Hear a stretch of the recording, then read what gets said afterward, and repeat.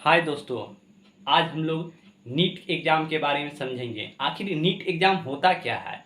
अभी present time में NEET exam पे बहुत विवाद हो रहा है। बहुत सारे बच्चे सुप्रीम कोर्ट गए हुए हैं, क्योंकि बहुत सारे बच्चों का टोटल मार्क्स 720 है, जिसमें बहुत सारे बच्चों का 716, 718, 715 आ चुका है, जबकि इतना आ ही नहीं सकता है। बहुत सारे बच्चों का लगभग 1400 बच्चों का एवरेज मार्किंग कर दिया गया है। ठीक है, चलिए अब हम समझेंगे नीट एग्जाम होता क्या है। नीट नीट का फुल फॉर्म क्या होता है भाई। नीट का national eligibility cum entrance test होता है, जिसे हिंदी में कहते हैं राष्ट्रीय पात्रता सह प्रवेश परीक्षा। ठीक है, अब हम लोग नीट एग्जाम लेता कौन है। इसको एनटीए कंडक्ट कराती है, जिसे राष्ट्रीय परीक्षा एजेंसी कहते हैं। ये हर वर्ष होती है। किस मोड में होती है? ऑफलाइन मोड में होती है। ये परीक्षा का आयोजन कौन कराता है? एनटीए कराती है। ठीक है, अब नीट 2024 के बारे में हम लोग समझेंगे। इसमें टोटल कॉलेजेस की सीट एमबीबीएस की थी 1,09,048 था, जबकि बीडीएस में कितना थी?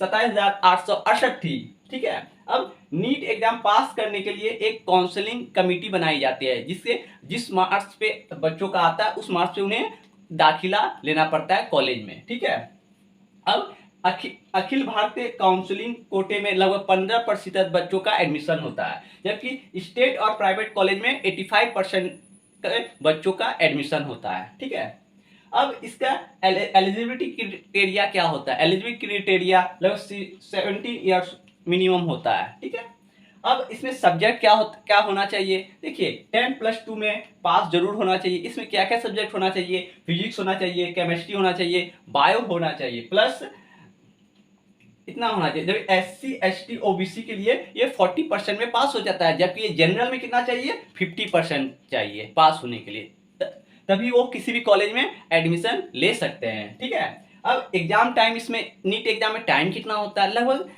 3 आवर्स होता है। ठीक है, अब इसमें क्वेश्चन कैसे आता है। इसमें मल्टीपल क्वेश्चन होता है। सही उत्तर के लिए 4 अंक मिलते हैं और गलत उत्तर के लिए -1 हो जाता है। ठीक है, अब ऐसे मार्क्स कितना होता है इस एग्जाम का।